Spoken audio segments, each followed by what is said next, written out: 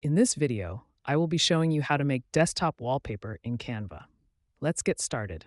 I'll start on the Canva homepage and head straight to the search bar to type in desktop wallpaper. From the suggestions that appear, I'll select the matching category to see the available options. Instead of using a template, I'm going to click on the Create a Blank Desktop Wallpaper tile to start with a fresh canvas. Once the editor loads, I'll move over to the left-hand sidebar and click on the Elements tab. I'm looking for a specific vibe, so I'll type ocean into the search bar, then refine it by typing sailing ship to find some high-quality photos. I'll spend a moment scrolling through the results to see what catches my eye. When I find an image I like, I'll click to add it to my project.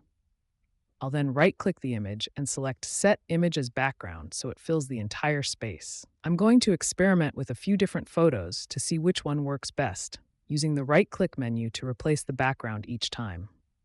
This aerial shot of a white sailboat on deep blue water looks perfect. Now it's time to add some inspiration.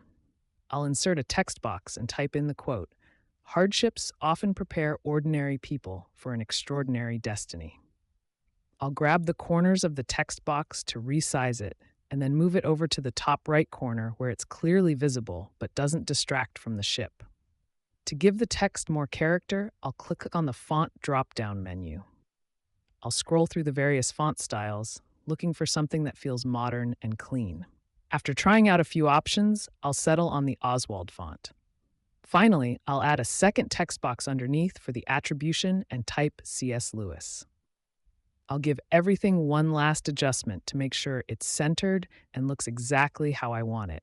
And that is how you create a custom desktop wallpaper in Canva.